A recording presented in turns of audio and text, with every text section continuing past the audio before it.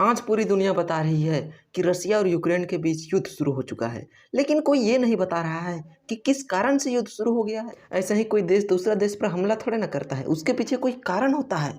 तो इसके पीछे का कारण क्या है? नहीं तो फिर ऐसा ही हमला करेगा तो फिर कुदा कुदा के मारेगा, पूरा दुनिया थूकेगा उस पर। इसलिए कुछ पार्टिकुलर कारण होना चाहिए। तो चलो आज हम लोग यही जानेंगे। देखो, अमेरिका और जितने भी नाटो देश है, अब ये नाटो क्या है? नाटो एक संगठन का नाम है, एक ग्रुप का नाम है, जिस ग्रुप में दुनिया के टोटल 30 देश जुड़े हुए हैं। ये 30 देश आपस में ये समझौता किए हुए हैं कि हम 30 देश में से अगर किसी पर भी कोई देश ने हमला किया तो हम लोग मान लेंगे कि हम सब पर हमला हुआ है, और फिर हम लोग उस देश के खिलाफ मैदान में उतर जाएंगे और उस देश को बर्बाद कर देंगे।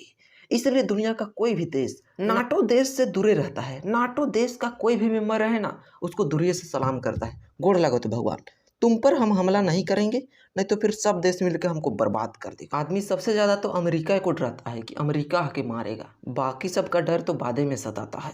तो इसीलिए नाटो देश में अगर तुम जुड़ गए तो तुम्हें युद्ध का खतरा तो नहीं रहेगा। तो अमेरिका और जितने भी नाटो देश के मेंबर हैं, सब लोग सोचे कि अगर हम लोग रसिया के करीब आ गए तो उस पर हम आराम से हमला कर सकते हैं। तो रसिया के करीब एक देश है यूक्रेन। वो यूक्रेन रसिया से सटा हुआ है।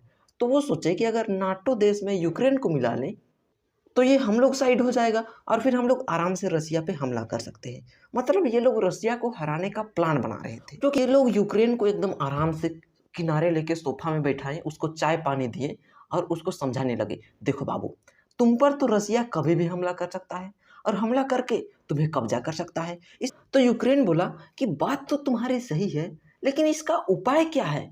मैं रसिया से कैसे बचूंगा? तो फिर अमेरिका समझाता है कि अरे बाबू, इसी चीज को मैं तुम्हें बताने आया हूँ। देखो, तुम अगर नाटो देश में शामिल हो जाते हो ना, तो रसिया अगर तुम पर हमला करेगा तो हम लोग पीछे 30 को देश हैं, सब मिलकर रसिया को उजाड़ देंगे, बर्बाद कर देंगे। तुम टेंशन काहे लेता है? एक बार नाटो देश में शामिल हो जाओ ना, उसके बाद दुनिया का कोई देश तुमको आंख नहीं दिखा सकता।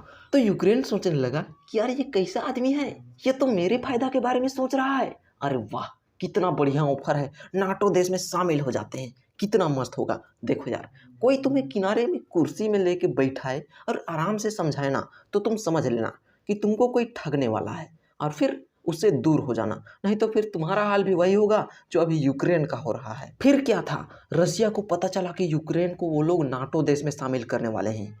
अब यार रसिया तो पगला गया कि अब क्या करें, अगर ये नाटो देश में शामिल हो गया तब तो बड़ा दिक्कत होगा।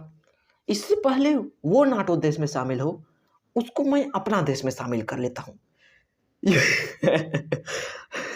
रसिया ने ये दिमाग लगाया और फिर अपना मिलिट्री भेजना चालू किया, चारों तरफ से घेर लिया, और जो हो रहा है वो तो तुम देख ही रहे हो।